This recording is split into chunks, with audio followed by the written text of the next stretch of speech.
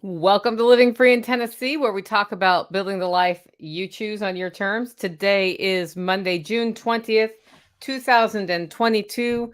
This is episode 584 of Living Free in Tennessee. I just went back in time like 4 years, by the way. And we are recording live today. I've been doing more recording live just because it's kind of fun to hear from y'all in the comments. So if you want to interject something you want me to see or have a question that relates to the podcast, put it in all caps.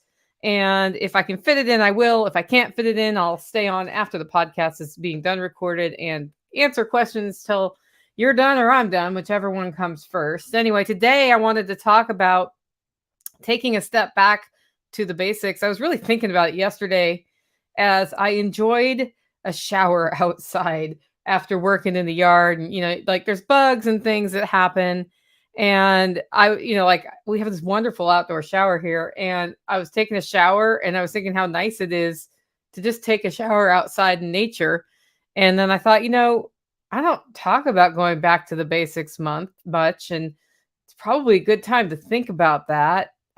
So we're going to talk about the shoulds, the coulds, the I can'ts, the things that are relatively easy to handle, and going back to the basics and how you might want to do that from time to time anyway, just to assess your priorities, your life, all of those things. Before we do that, though, I'm going to give you two announcements today. One, the Managing Events webinar for members has been moved to June 28th. That's next Thursday at 7 p.m. Central. The sign-up link will go out later today, but I just wanted you to know I was originally going to do it on the weekend, but Tori has agreed to let me interview her about what she eats and then extrapolate a deep pantry development list for her based on 1 week of food. We're going to start by assessing 1 week and go from there. And I thought it would be good to have that conversation now because I'm getting lots of email from y'all about panic or fear or discomfort about rumors of supply chain disruptions, about food shortage things, all of those things that people have had on mind. And I said, I've done a million episodes about developing a pantry, but what we haven't done is actually have the conversation that you need to have with yourself, because I can't just give you a list and say buy these things, right? You want to develop something that's custom to you, that works with your family, that works with your budget. So we're going to have that conversation this coming Sunday at 4 p.m. Central. And then I realized I couldn't do the webinar and that discussion. So the webinar has been punted to June 28th. As I said, sign up will come out on later on today. Also, Self-Reliance Festival October tickets have gone on sale at selfreliancefestival.com. And if you want to be a vendor, head over there to grab your spot for that. It's limited and we've had a lot of interest. So if you're thinking I want a table or a booth, there are only 18 table spots available. There are a few more booth spots. So you'll want to get that in as soon as possible. And if you want to be a presenter or give a demo at Self-Reliance Festival, there are forms for that as well. We're going to start assessing that in a few weeks. And it's, if we don't know you wanted to speak until later and we've already finalized the agenda, then you're not on the agenda until the next one, right? So think about checking that out. With that, it's time for the first segment of today's show, and that's Tales from the Prepper Pantry, where we talk about using what we store and storing what we eat. I'm thinking about this segment. When I first started this podcast years ago, I didn't have segments really. I just sort of busted out a podcast or two, and then I started having regular segments. Tales from the Prepper Pantry has been on the list since the beginning, because I was just talking about what it was like eating seasonally. That's what I was originally sharing with you all, like what it's like eating seasonally. Like right now, we don't have peppers yet because I have not successfully grown peppers, except for I got 2 peppers at the farmer's market because other farmers nearby have been successful at growing peppers. My pepper plants are about this tall and they're just now starting to put on flowers. And then from there we get peppers. I've got green tomatoes, but no real tomatoes yet. That's probably another 2 weeks out at least. And then, of course, somebody turned the dang oven on. Howdy, Margot. Somebody turned the darn oven on, and that means that tomato fruit set is going to be this week. So The good news is we were going up into triple digits, not anymore. Okay, so the first thing I wanted to talk about was the beet story. This gets me every time. This happens to me every time. I'm pretty sure this is planned behind my back every time. So I traditionally have challenges successfully growing beets, and this year was no different. I had about 50% of my row of beets, my one row, germinated, and the other half did not. I don't know why. I think next year I might just use a sprinkler, so I probably know why. What probably happened is it either got too cold or they started germinating and then it got dry and then they didn't finish. Be that as it may, I seeded that row twice, 2 times, and half my beets came up. This does not make Nicole Sauce happy because Nicole Sauce likes pickled beets. I love beets. I actually like beets on my salad. I like pickled beets. I like beet ketchup. Like all of those things are really tasty and no germination. So I did what I always do. Talk to the farmers who I buy beets from every year because I'm not going to have enough beets for what I want to do. So I talked to him and he said, how many beets? Actually, I didn't. He walked up to me and said, how many beets do you want this year, Nicole? Like he assumed I was going to need them and he was totally right. And I said, well, 2 bushel boxes without the greens, meaning I don't want the greens included in the volume metric of the bushel box, right? And he said, well, that's this size box. And I said, yes, 2 of those. And I don't want them till after Self-Reliance Festival because honestly, like sitting there, I hate the word honestly, but I use it on accident sometimes. Sit there, like pickling beets right before that festival would have made my head go and explode. So he was like, cool, just text me afterwards. So I did. And I went to the farmer's market on Saturday to pick up my 2 boxes of beets. And there were 3 boxes of beets. And he goes, hey, Nicole, so I got an extra box of beets. You want it? This is what they do. They know I'm going to say yes. So they always put extra. So I came home with 3 boxes of beets. And I'm going out of town this week. Yes, beet ketchup is amazing, Anarchy. I've got a good recipe for it. I got from Janet Zabo, who's in our network.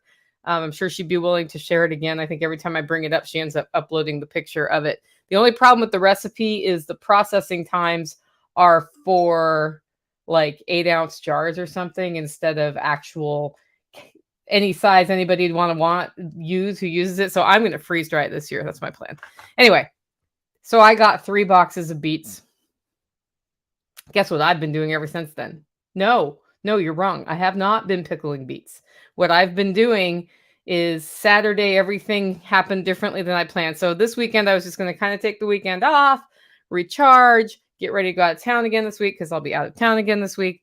And so Saturday was sort of going to be a pickle beets while also cleaning the house and organizing sort of thing. Because if I don't get a day every week for that, the house turns into complete chaos. And it turned into a day where we had visitors and a potluck, and that was super fun. It was really, we had a great time. But I did not pickle any beets. And so Sunday I started pickling beets and I've got 2 boxes pickled. I've got 1 box left.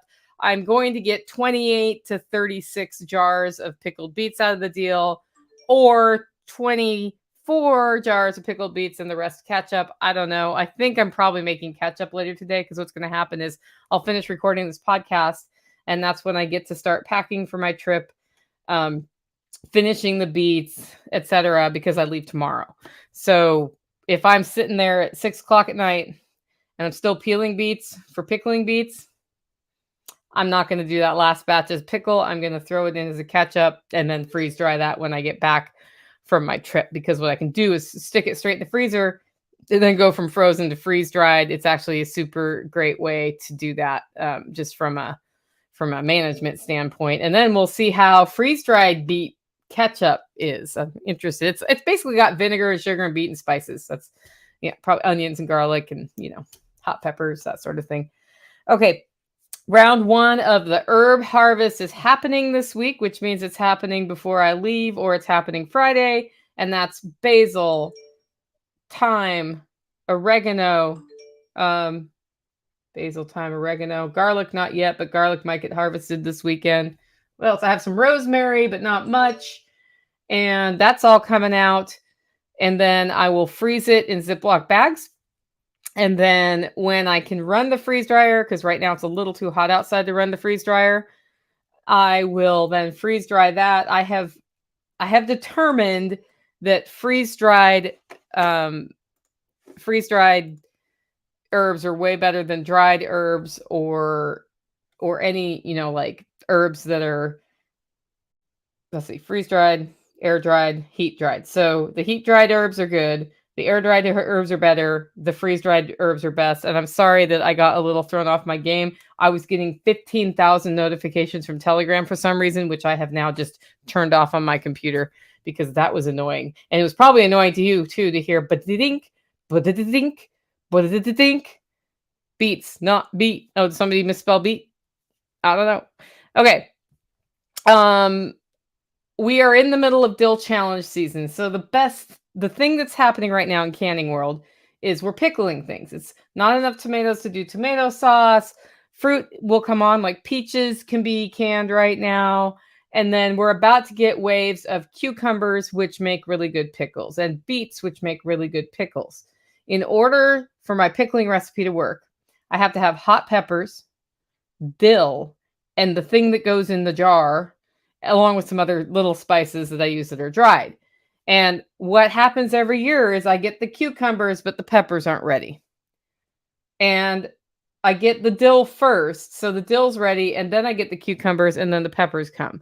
And sometimes I get dill and cucumbers at the same time, and other times, most times I do not. I get the dill, and then I get the cucumbers, and then I get the peppers. And so what I do, I got the dill, and I air dried the dill. I did not freeze dry the dill because I want it to retain its structure really well in the jar. So that's when you air dry, by the way, because freeze drying, it'll get a little more crumbly. I dried the dill, and it's almost done drying right now. And then the cucumbers are going to come. So I'll use it in the jar with the pickling brine. And then the peppers the hot peppers I'm using right now are from last year. So because I get peppers, like hot peppers, later in the year, usually like mid-July through September, that's when I get them. And there's a little bit of overlap of fresh hot peppers and cucumbers, but usually then the cucumbers say, we're going to die because it's so hot out. They don't really like August in my garden.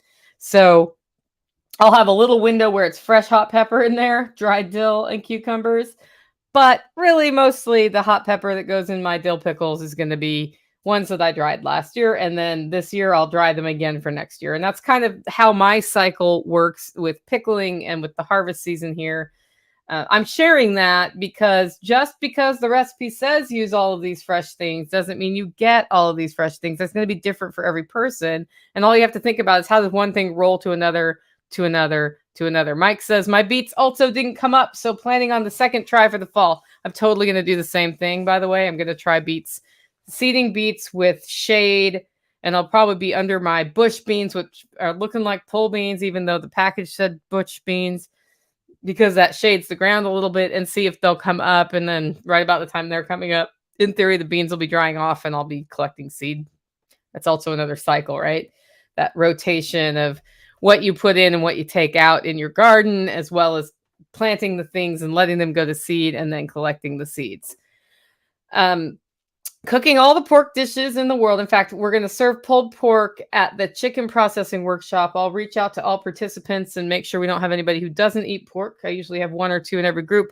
Those folks are going to get hamburgers, but or a hamburger-based dish like meatloaf, I'm not sure. But we're going to do pulled pork and a bunch of cold sides for the chicken processing workshop because it's going to be hot out. And luckily it won't be as hot as it was 2 weeks ago, I don't think, knock on wood. It looks like that heat wave we had is not as bad as anything since. Like even this week, they said triple digits. They've downgraded that. Plus, it's not humid anymore. So it actually feels pretty good. I was outside working in the roasting shack without dying until 11 o'clock today. And a week ago, it was like by 9 a.m. covered in sweat, like burning all the beans because they weren't cooling down fast enough because of the humidity and the heat. It was crazy. And then we are using up last year's chickens because we're about to get another round of chickens in the freezer again for the year. That's the Tales from the Prepper Pantry segment. Next up is the weekly shopping report from Joe. And I'm going to bring this over here. So this is somebody from our network who calls themselves Joe. We don't know if that's Joe's real name, but Joe, if you want me to say anything else about you on this segment, you should totally email me. So this is a weekly shopping report for 6/18/2022. Actually, it says where it is in my notes, and we don't want that. I'm going to read this. After a few scorching days, today should be somewhat cooler. So this was from last weekend. So we got going before 10:30. First stop was Dollar General for some 3-in-1 body wash, shampoo, conditioners that my wife likes, and it's only $1 there. A nice lady paused and offered us one of their $5 off $25 coupons. So we added some Friskies cans, Lamb's Dry Kitty Food, and a few other things to get over the $25 mark. Brad over at Full Spectrum Survival has been commenting about a lot of people getting stressed and losing their minds, but I'm glad we lived in the civilized lands of the South where kindness still seems to prevail.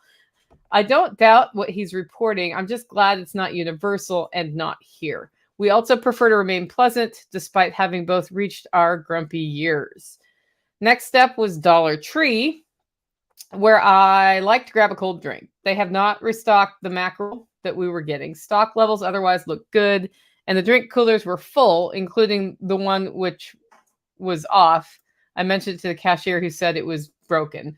Third was Home Depot. We didn't need anything, but the price of a 2x4 is one of my routine checks, and that remains unchanged at $5.25. Our final stop was Aldi. The only hole I saw was where they normally have canned tuna, and most of that shelf was empty. Otherwise, stock levels look good, and I didn't note any price changes. Let's see. They have a nearly full pallet of common bleached white flour, which is still just $1.56 for 5 pounds.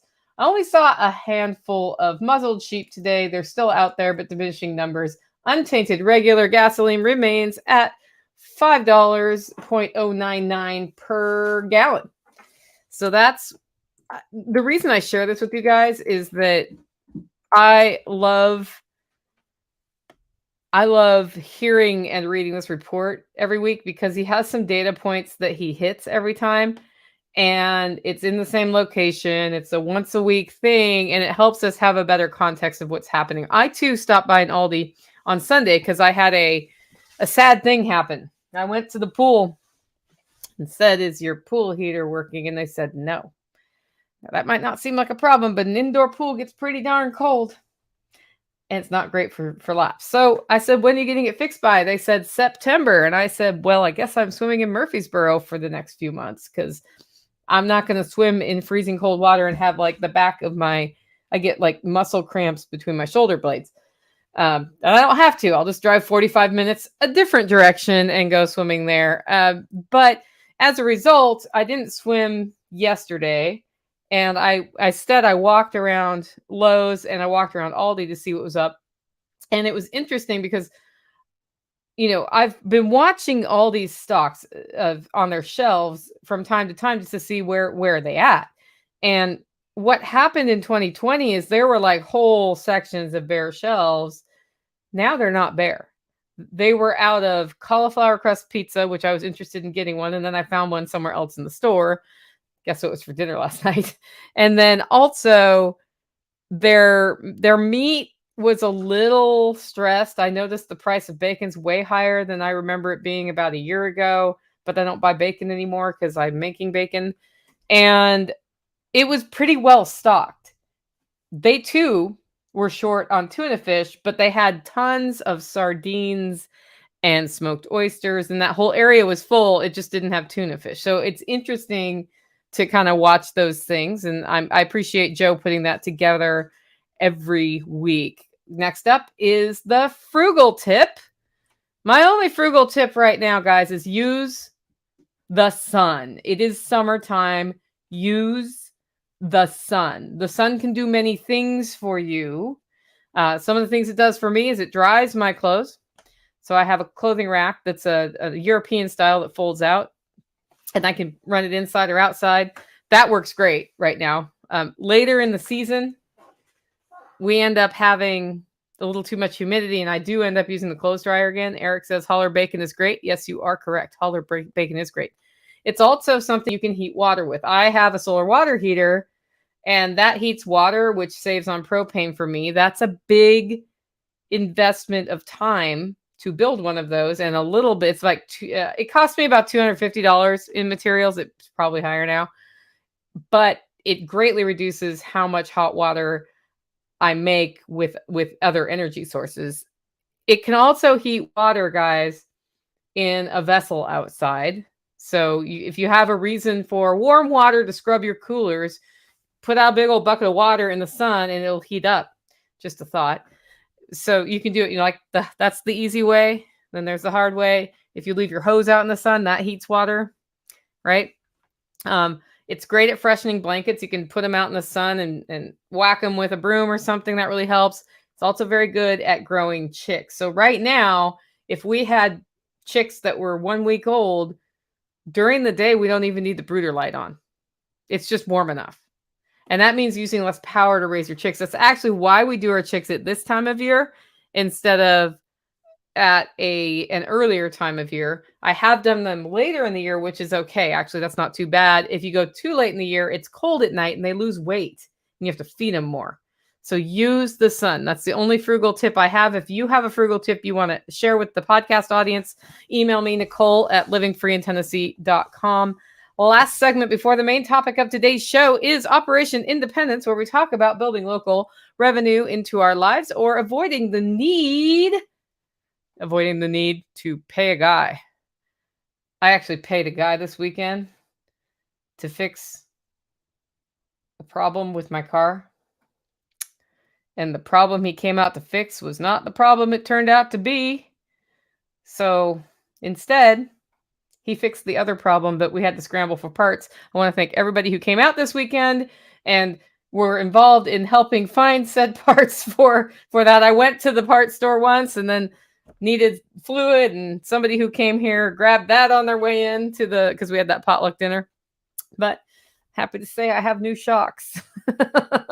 I'm unhappy to say that my compressor that pumps the air into the air ride has gone out, and that arrives Thursday, so we'll be putting that in. But the good news is I now have an entire rear assembly for my car for sale that I do not need, because that's what we thought we were going to have to be doing this weekend. So it's kind of like I have another job because I got to sell the thing, but at the same time, it's, a $1,500 part that I can get some money back out of. So that'll be kind of nice. With that, it's time for the main topic of today's show, and that is back to the basics. This morning, and it was funny because I already knew I was going to do this topic today. This morning, I got onto the Zello app on my phone, which is like a CB radio, but it uses Wi-Fi and goes over the internet. So you end up talking to people all over the world. And I participate in the Survival Podcast channel. I've never started one for us because there's no reason to, because that channel works great. And so I just filter people there and I talk to them there. And this morning I got on and I heard a voice I hadn't heard in about 2.5 years. And I looked at the user list name, and sure enough, it looked like it might be that person, although it was a different name. And I said, "Are you this person? Are you back?" And they were. So I got to talk to somebody this morning who in the early fall of 2019 went away. And they haven't had access to communications much. And they came back this week. So you have somebody who was out and about before COVID, and you have somebody who is out and about post-COVID, and they were like, things have changed so much. Things have changed so much. I'm basically having culture shock right now. And I was like, really? That's interesting. I didn't think about that. What's changed?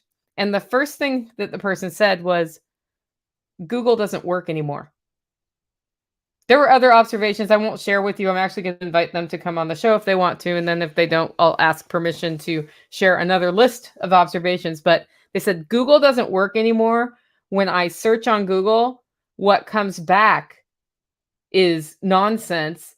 It's not true, very much of it. And it's hard to find actual information on Google. And it got me to thinking that we've become so dependent on the ease of Google and other tools in our lives that we may not realize the incremental slow change that has happened. I know Margot's like, Google does not work anymore. No, I've noticed that. And it's irritating because I'll tell you what, I was homesteading before Google was a powerful tool in the learning world for homesteading. And then Google kind of came up into its own. And I was like, wow, I wish I really would have had this. But I learned so many things in the last decade with Google about homesteading from other homesteaders who are writing about what they're doing or doing video.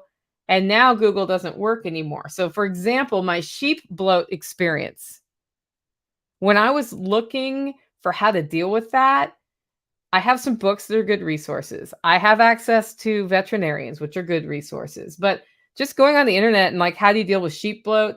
You get everything from everybody's going to die all the time to make sure you get a vaccination to stop sheep bloat.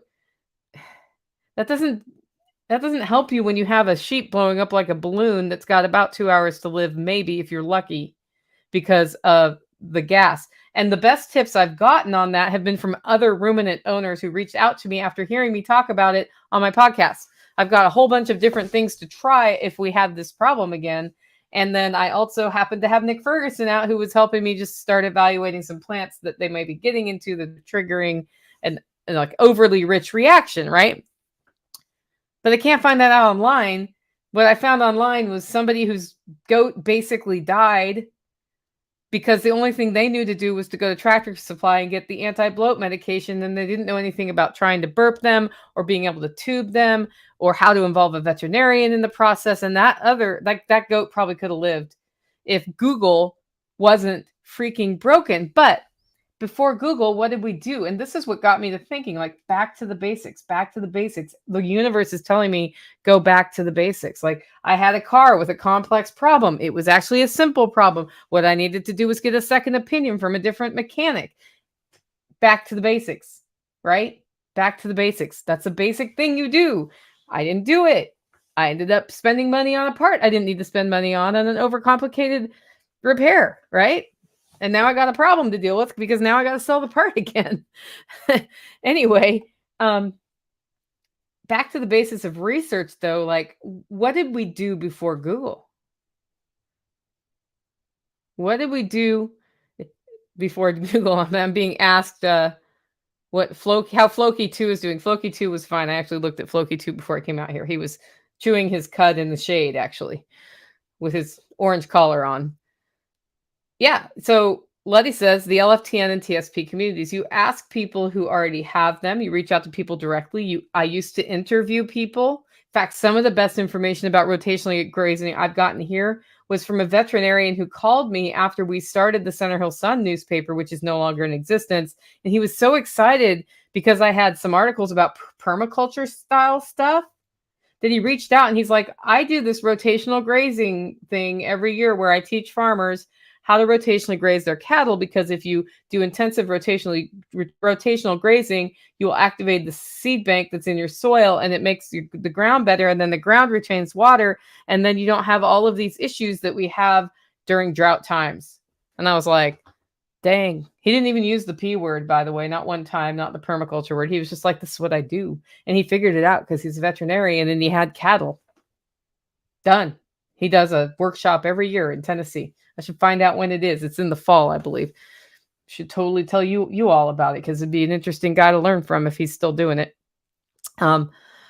Yeah, Google doesn't work anymore. And we used to go to the library and you'd go to the card catalog and you would look for books.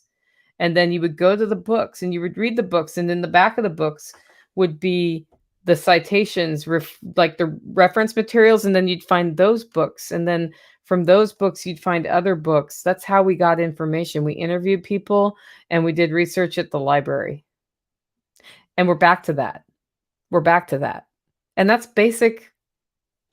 That's just basics. It was so nice for so long to be able to go to Google and put in a few keywords and add a few refining words and get the information we need. DuckDuckGo doesn't do it. None of the other search engines that I have found, Wolfram, nope. If somebody knows of one, let me know. But I don't get good results. I get slightly different results, but I haven't gotten good results for a long time. And I think that's because they're tapping into Google, and Google doesn't work anymore with intention. I don't think they want to work. But then that means we get to go back to the basics and do research the old-fashioned way. And we can. Like, there's enough of us who know a lot of stuff just in our own areas of interest that we can help each other, and we can link each other with other resources as we go. And maybe some brilliant person will figure out that we are missing a search engine, because all that information that was out there that Google used to find is still there. It's still there. It's just not being prioritized in the search results, or it's being cut out completely. But it's still there. But to have that perspective, like, basically, person was cryogenically frozen for 2.5 years and came back pre-COVID.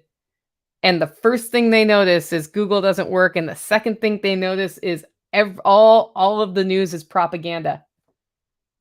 If they can see it, why aren't we seeing it? Interesting. It's because we need to go back to the basics. There is layer after layer after layer of training and programming that has been hoisted on us in an intense manner since the beginning of 2020. And even though we would like to say we're immune to it, we aren't. We aren't. And it was jarring for me to have this conversation this morning, because I think I'm really good at ignoring programming. I haven't ignored it completely.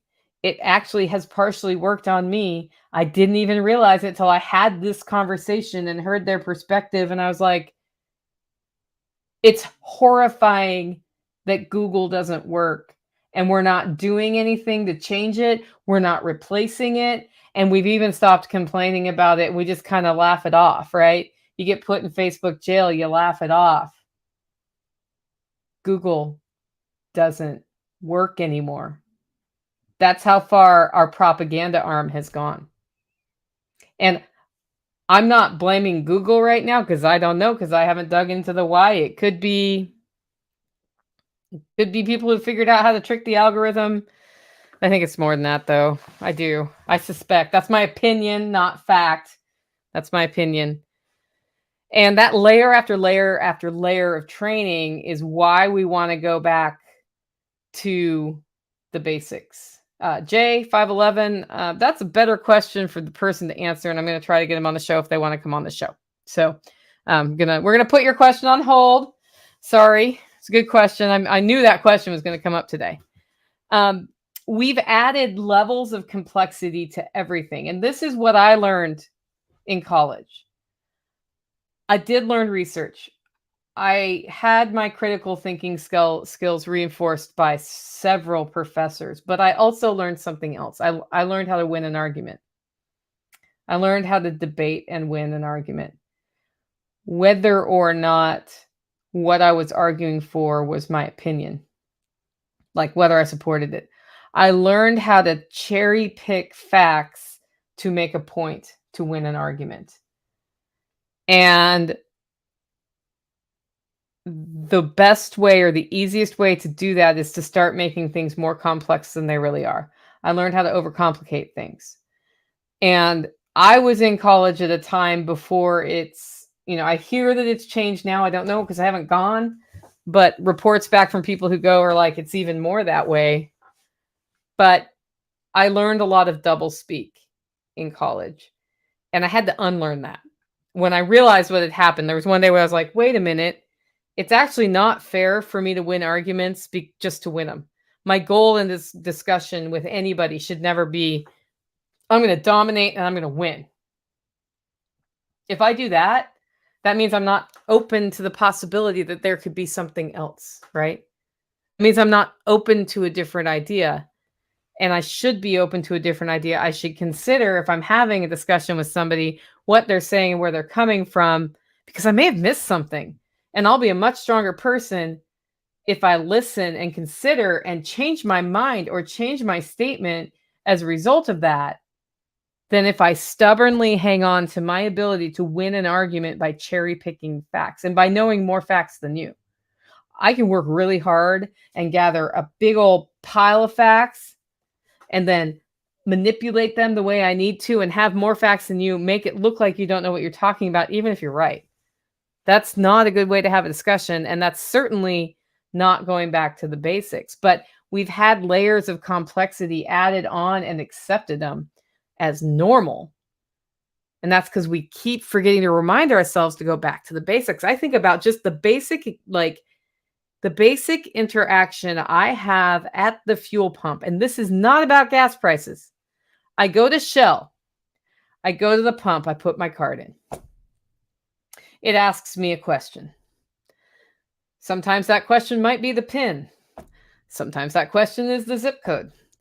Oftentimes, though, it's asking me things like, am I a club member? Okay, no, I'm not a club member. Do you want to become a club member? No, I don't want to become a club member. Okay, well, we need your PIN. Okay, here's my PIN. That's great. Now, do you have a zip code? Because what if your card was stolen? Okay, here's my zip code. Okay, what kind of fuel do you want? Oh, what kind of fuel I want. Okay, wait on. And then you're like, it won't start. It won't start. Yeah. Oh, finally it starts, right? And then they start playing the commercials. They start playing this in the news and that and blah, get your drinks inside. Those layers of complexity that I just ignore, right? Like I just do the thing, all the buttons, more buttons. Wow, this is getting annoying. Stop asking me questions. And then I put gas in and then there's commercials and I walk away because it makes my head hurt. We've accepted that as normal. And the same thing happens when we go do something like, I don't know, renew your tags. It's like, well, you can't renew your tags until you get your real ID. Oh, I guess I better go get my real ID. Obediently walking off to go get my real ID. We've been programmed. And they keep adding layers of complexity because when you add those layers of complexity, the people who know how to navigate that become necessary. But if we look at the core of what we're trying to accomplish and we go back to the basics, we don't need all that mess. We don't need all that mess. The programming is working, even though we don't want it to. And again, I'm really thankful I got to talk to my friend this morning. And it's working because we're becoming numb to it. Makes me think of Pink Floyd, Comfortably Numb, right? We've become numb. And that's a really good call to step back and say, what's really important? Now, it is not feasible for most people to retreat into the woods, become a hermit, not talk to anybody, and get so basic that they're above it all, right? That's not feasible for most people, but we can learn from people who do that, first of all, who do that and come back and give us an observation of society and how people are. Because this next month or so with this person, it's going to be interesting what they observe in society, having not been exposed to it for so long. Because it's almost as if an alien came down, right? What do the aliens see? We can learn a lot about that, right? But it's not feasible for most people who are building the life you want to just, if I went to the woods for a month, all of my hollow roast orders would not go out. And there would be a lot of pissed off coffee customers who I would never have again because they want their caffeine fix. They want their awesome coffee. And if I'm in the woods by myself, the coffee is not shipping. That's what I mean by it's not always feasible. But we can actively seek resets. We can seek quiet. We can take our cell phone. I don't happen to have it here because it's recharging across the house. And we cannot look at it for an hour. Try that today. Put your cell phone in silent mode in another part of the house for an hour. And then look at how many messages you got from how many different sources, from Telegram, from MeWe, from text message, from email. Look at all those notifications, Signal, whatever you have, Airbnb, stock market, whatever you have on your phone. 1 hour.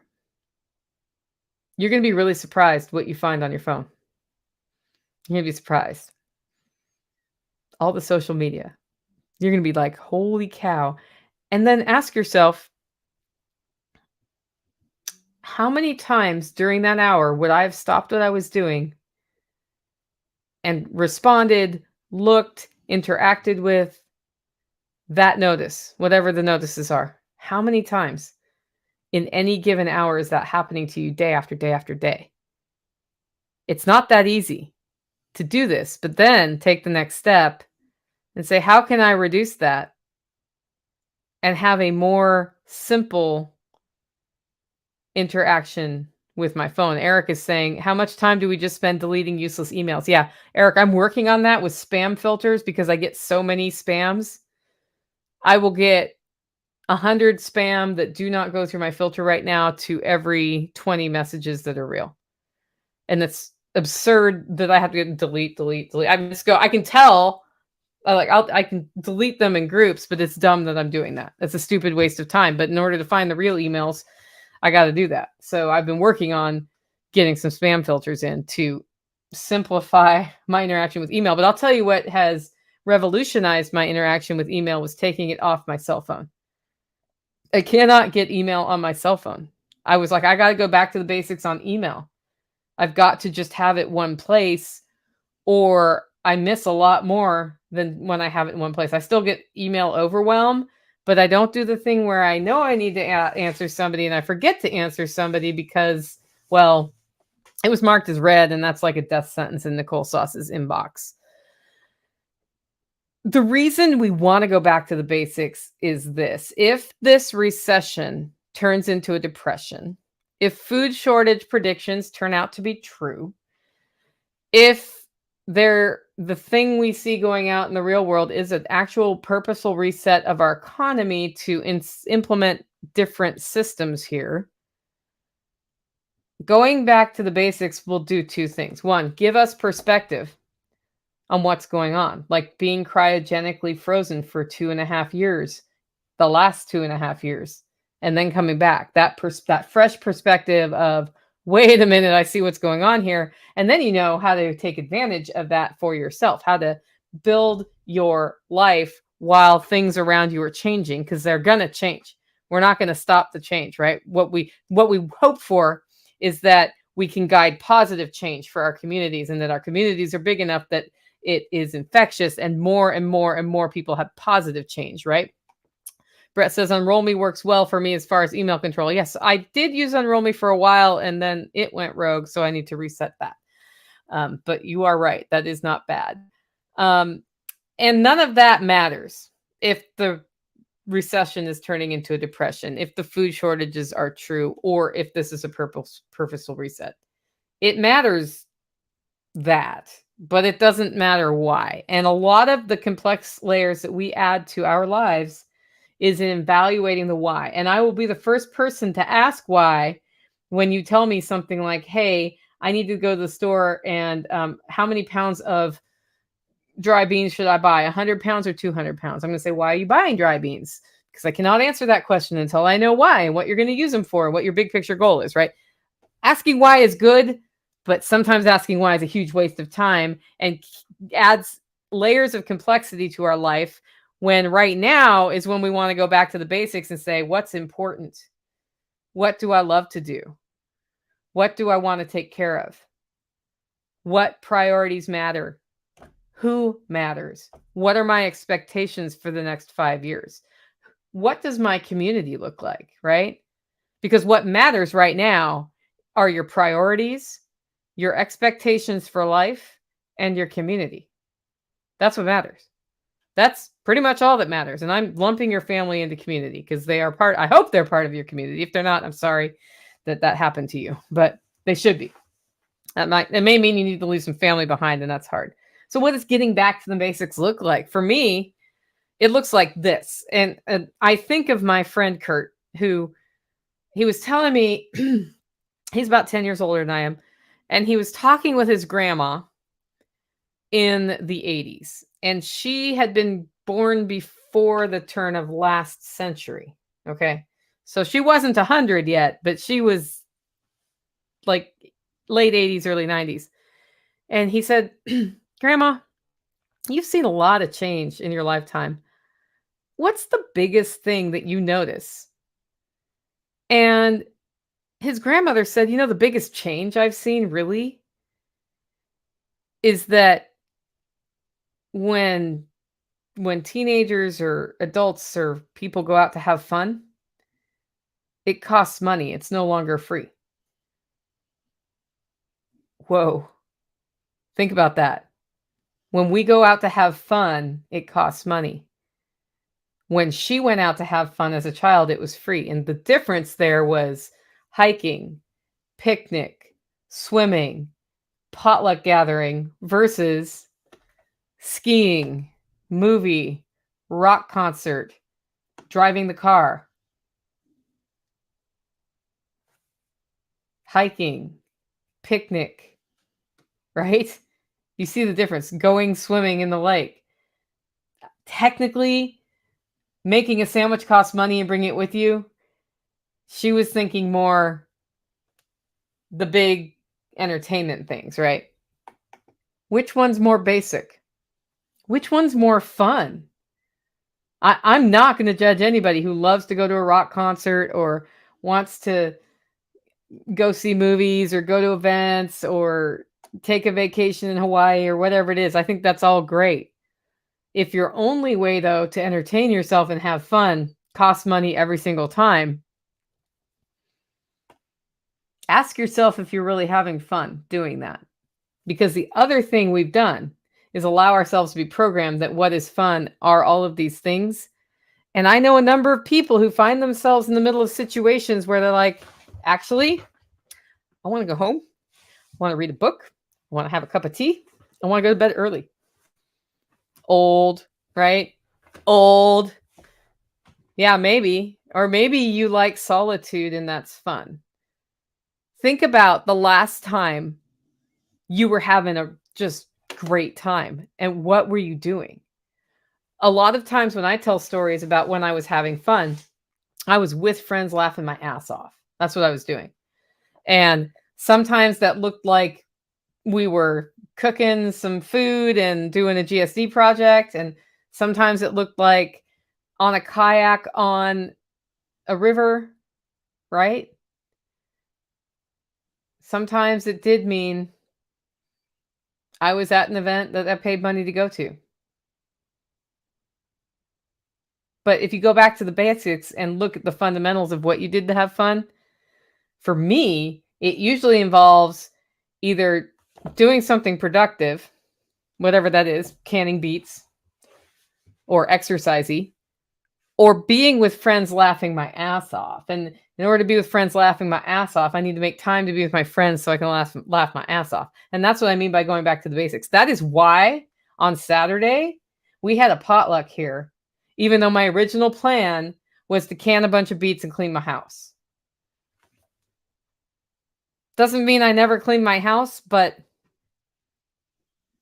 I had a lot of fun talking to friends this weekend and made space for it. And it wasn't that hard, you know, and people are saying in the comments, delayed gratification is very hard for most. Yep, it can be. It can be. Most awesome stray cat in the world here, watching it devour a chippy like a viper under my truck. Real fun all the time. So that sounds like quite a day, Anarchy. Sitting around campfire with friends listening to music, sitting on the patio with family, just enjoying each other's presence. Exactly. A lot of us have fun this way. Or we go on a hike together. Or, I mean, for me, it tends to be more the community, not surprisingly, than anything else. But that is what it is. I went out before this podcast. I went out and spent time with the sheep, right? I'm going to tell you the sheep story. So today, I usually have somebody come in and help me with coffee roasting on Mondays because coffee is a big thing on Monday here because orders have been coming through since Friday morning all the way through the weekend. So we usually have the biggest day of roasting on Monday. It's also my biggest podcast effort. And there's always like, it's Monday, so there's stuff, right? And unfortunately, Michelle couldn't come today for various reasons. She'll be in tomorrow to help. And so I knew this last night. And I was like, okay, what I need to do is go back to the basics. And the basics mean the way I used to run my day was that I would do all of my coffee orders and everything until mail deadline, which is 2 here, and then my podcast.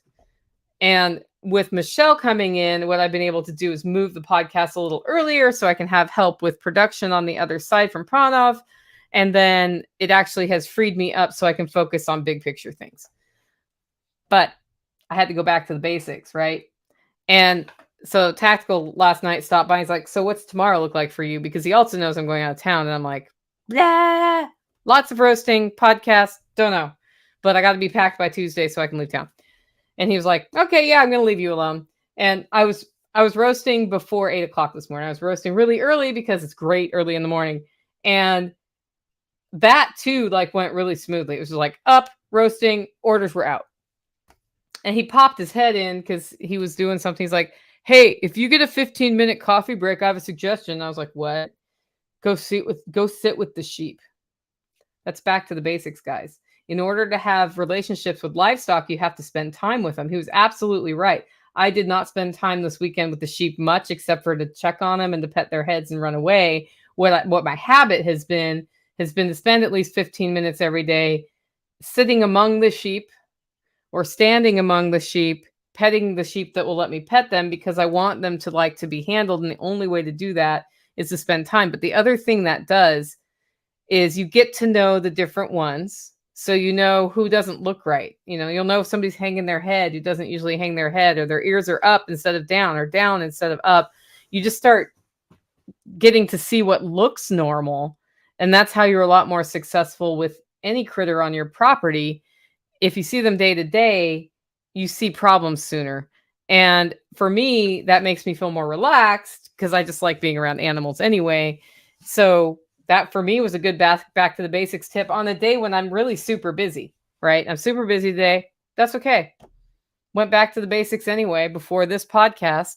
So I had my little coffee break with the sheep, although I didn't have coffee because it was hot out, just to see like what I noticed this time is that Floki too he's kind of sitting a little apart from the sheep. So I'm going to go out and poke Floki with some Floki 2 with some vitamins and just see how he's doing right after this, because usually he's right with the sheep, and if he's being shunned, there may be a reason, right? So I need to observe that. And that was all back to the basics. Think about fusion food. So we're all looking for the next best thing in restaurants. You want to go out, you want to have a different experience. But ask yourself what you really like to eat. What is it? It's something different for everybody.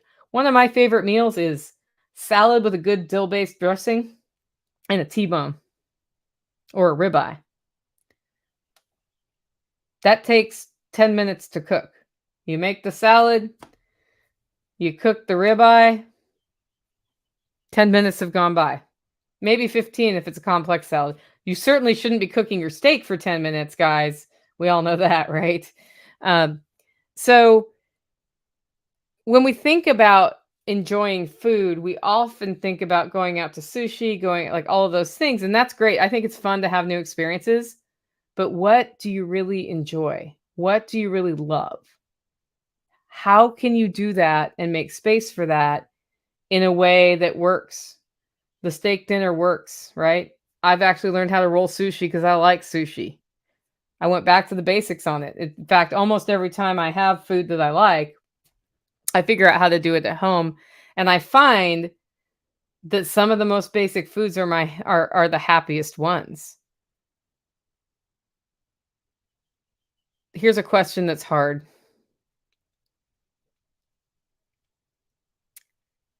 When you're not drunk or drinking, when you're not on drugs or any other altering things, do you enjoy yourself? That's an important question to ask when you go back to the basics. It's the hardest one, especially if you haven't been sober in a while. What are you doing when you do enjoy yourself in those states? And if you don't, there's a layer of complexity in your life that needs some attention. Because if you require any of those things to enjoy yourself, then that means you may not really be enjoying yourself even when you're doing it. And something I'm thankful for is that while I do drink alcohol, I don't drink it often. And I used to drink it often, and I took time where I didn't drink it at all for months. And at first I felt really awkward at parties, guys. And I felt really awkward at bars, not surprisingly. And I was like, wow, I don't have fun. I forgot how to have fun because fun became those chemicals, right? For me, it was alcohol. And that's why I stayed off it for so long until I found myself having fun without it. When you do that, you may discover that what you thought was fun isn't fun, and what is fun to you is something totally different. And I just bring that up even though it's a hard thing to think about because going back to that basic is really good. Like swinging on a swing set is fun. I know that seems stupid, but it's totally fun. And I would have forgotten that if I had just kept doing what I thought was fun, which was just sitting there drinking and probably talking a bunch of nonsense. I don't even know. The other thing is, what does healthy living look like to you? This is going back to the basics. What does healthy living look like to you? Because when we get away from the basics and we get more complex, we have a tendency to take shortcuts. And the first place we take shortcuts is exercise. And the second place we take shortcuts is food. Who's guilty right now? Raise your hand. You're like listening to this going, she's targeting me. No, that's just normal, right? The first thing that happens when I'm busy is I stop taking my walks. The second thing that starts happening when I get busy is I get pizza. That literally happened yesterday. I got pizza. It was just cauliflower pizza, but I knew what I was doing. I was like, I'm taking a food shortcut. Today, no food shortcuts. Today, we're having pulled pork and vegetables. That's what's happening. But what does healthy living look like to you? Are you doing it? And if not, what do you need to do to build the time in for your coffee break with the sheep or the walk with the dogs or food planning? Somebody in the comments, Call, can't tell. Don't smoke anymore after 35 years. I have no idea what to do with all my time. Yes, you quit smoking. That's awesome. There's so much you can do with that time now that will move yourself forward. Every time you took a 2 to 5 minute smoking break where you were smoking and not accomplishing something, you now have a window. And that window means you can cook more food from scratch that's healthy, or you can take a walk for 20 minutes if you just like stump it into one place, or you can start poking away at something at the house like clean up, declutter, all of those things, or do something fun. Start kayaking, go fishing. Like, wow, you got all that time back. That's awesome. That's awesome. That's going back to the basics. I don't have to have cigarettes to have fun. Now how am I going to have fun, right? That's so cool. Anyway, how many times per day do you fall on your phone? We've talked about that on social, news, texts. Do that test, man, for an hour. Do it at a time of day too. Like, I notice it most when I'm driving because I will not respond to text while driving. And so if I drive to Cookeville and back, it's like 35 minutes each way. I'll go 35 minutes and I'll look at the notices and it'll be like tons of notices. And then I don't answer them because if I answer them while I'm doing my errands, people will make me slower at my errands. It's just like smoking.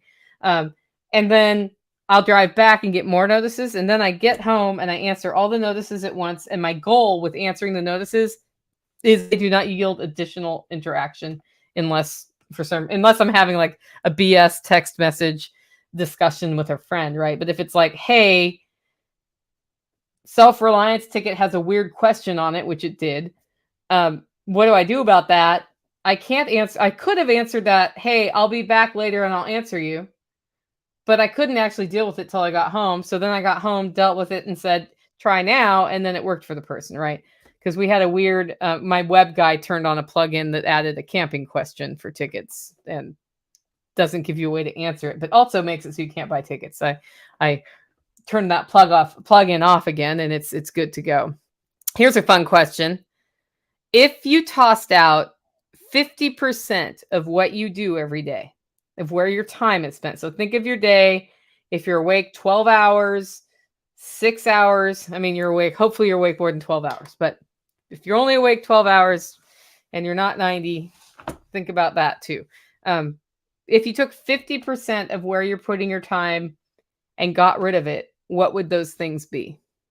What are you doing, spending time on that you're like, actually, that could just go? What would those things be? And as a result, what would you be able to do more of because you got rid of that 50% that you shouldn't be doing? Or you think it would be better if you didn't spend your time there? For some of you, that may look like your job actually is not where you want to spend your time. I'm not telling you to quit your job. I'm just asking you to think about it. What would you be doing more of if you weren't doing that? It may look like smoking. It may look like sitting in your phone. It may look like folding laundry. I don't know what it is. But if you tossed out 50% of it, what would that 50% be? And if you then had more time, where would you focus your time? And once you know that, you can ask yourself this: what are you not doing that would make your life better because you don't have time? Because you probably can throw out 25 to 50% of what you're doing. Laundry being a great example. We all know about Laundry Mountain. You know, that mountain of clothes on your sofa or on your bed or maybe even on your floor. If it's on the floor, it's probably dirty unless you're the person that has the clean pile and the dirty pile. Or if it's on your bed or sofa, it's probably clean and you never got around to folding it because you were too tired and you're just glad you got it into the dryer before it smells like mold. We all have had times of Laundry Mountain in our lives. I've learned to mostly deal with Laundry Mountain. But let's analyze how one could totally avoid Laundry Mountain. You know how? Have fewer clothes. If you have 5 pair of underwear, 3 t-shirts and 2 jeans, and 1 PJs, and 5 pair of socks, Laundry Mountain almost never happens for 2 reasons. 1, there's no mountain. It's a hill. And 2, you're constantly needing to do laundry and put it away so that you can wear it again. And it's almost to the point where I just need a basket. This is clean basket. This is dirty basket, right? I'm bringing up that as an example because that solution is the simple solution. It's the basic solution. When I think about how many clothes my grandparents had in their retirement, it was not that many clothes compared to what a standard American has right now. I have a dresser full of clothes over there, right? And I have just reduced clothes to some very basic basics for people. But if you couldn't go 2 weeks without doing laundry, you wouldn't have the same scale of Laundry Mountain. It is what it is. And I understand if you have a whole family of people's clothes, the mountain's going to get bigger. I actually solved this with dishes once.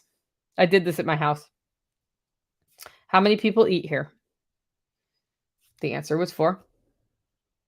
I had 4 plates, 4 forks, knives, and spoons, 4 coffee mugs, 4 water glasses, 4 bowls. And I put everything away except for those because I was so freaking sick of dishes building up in my sink. And you know what? The dish problem totally went away. It totally went away. And now that I have more dishes in my life, it's more of a struggle to keep up on the dishes, but not too bad. But I went back to the basics to relearn the skill and to get everybody around me trained that when you finish eating, you put your plate and your fork and whatever in the dishwasher. Or we didn't have a dishwasher at that time. It's like you wash it, you put it on the drying rack. And that is what it is, right? That is what it is. So that's what I mean when I say, what could you get rid of, right? Whether it's something menial like a household chore, whether it's clutter in your house that you're maintaining, whether it's somewhere where you're focusing your time like the wrong kind of job, right? But also, what do you make room for? Because if you don't look at that second thing and make room for something positive, the universe will guide you wherever. And if you want to build the kind of life you want that focus to be where you want to be. Otherwise, you end up back in the situation where you're like, well, I got to go back to the basics and stop doing all this crap, right? So back to the basics is something I think we should all think about. And we should think about it from time to time. Because I think at different times in our lives, we want different scales of basic, right? And from time to time, we've over-complexitized our lives. We've made our lives overly complex.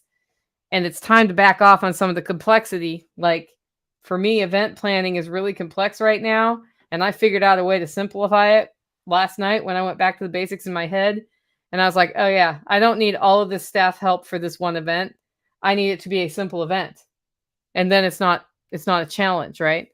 When you want to go back to the basics is when you see yourself starting to crack, when you see those around you starting to crack, when you feel exhausted all the time, when you're starting to get anxious, when you become frantic about things, when you hear yourself telling people, I can't because I don't have time.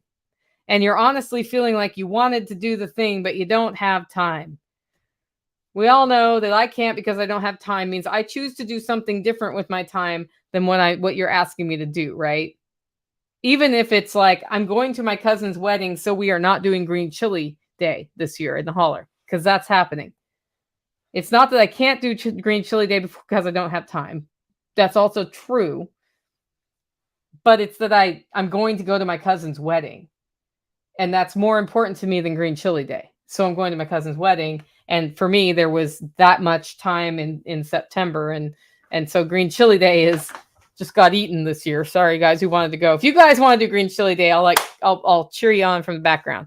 But I won't be there. So going back to the basics is how we get a break, right? If you want to go back to the basics, take a break, even if that break is half a day with a journal and a cup of herbal tea, or half a day on a hiking trail, something like get out, reset yourself, hone the skills that you may have neglected. And by that, I mean anything from having your cycle of not ending up with Laundry Mountain, because like literally it's just a commitment to putting your stuff all the way when you do the laundry. I say just, sometimes that feels harder than it is. I get it.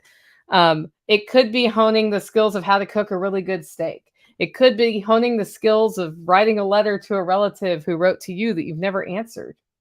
There's lots of things that you may have forgotten how to do on a regular basis. Research at the library. That's a very basic skill that a lot of us have forgotten how to do because we got lazy and we got sloppy. But when we undo that, what we're doing is setting a better foundation for ourselves and for those around us. And I think that's really important. And that's why I'm putting the call out. Hey, guys, let's go back to the basics for the next month and just think about what we can throw out, where we want to spend our time, and what things can we be doing? What things can we be doing that make us feel more fulfilled and more happy than what we've been doing? Because we never know if we're going to get cryogenically frozen for 2.5 years and wake up and it's a whole new world, right? Let's take that opportunity to learn from my friend because it's a good one. So get out there, guys. Write that letter you've been putting off. Write it by hand. Don't type it. Make time for a walk in the park or a walk with your dogs. Dive into Laundry Mountain and just nail it. Nail Laundry Mountain. Get back to the basics that you've been forgetting about and ignore the rest of the mess that's out there because that mess is not helping us and it's not worth our attention or time. If you like the show and want to support the work I'm doing here, by the way, you can do it in 2 ways. 1, get your coffee at hollerroast.com. 2, consider becoming a member. We do member webinars. Our next one will be the 28th on a Thursday at 7 p.m. And it's going to be how to manage events. I'm going to share you what we've learned over just the everything from chicken processing workshops to the LFTN spring workshop to the Self-Reliance Festival. All the stuff we do, that'll be discussed in the webinar. With that, guys, go out, make it a great week. And if you have any questions for me on the live feed, now would be a good time to put them in. Way too many clothes. Yep. But blankets don't get tossed. They're important in the winter. I, too, am a blanket hoarder, Letty. I am a blanket hoarder. Anarchy says, I need to clear out the clutter. I wash the dishes daily. My wifey does the cooking. I do the cleanup. Yep. And if you have fewer dishes, you don't have to wash as many dishes. I say with I've got a ton of plates now, but I also have an outdoor dishwasher. And yeah, anyway, it's kind of a different thing here. But sometimes I go on this tear and it's like all the dishes are going away again is what it is. Okay. I'm not seeing any questions on that. I worked on the deck pen today. Duck pen or deck pen? I don't know. The word duck gets changed into so many things online. It's just very unfortunate. Guys, thanks for joining my live stream.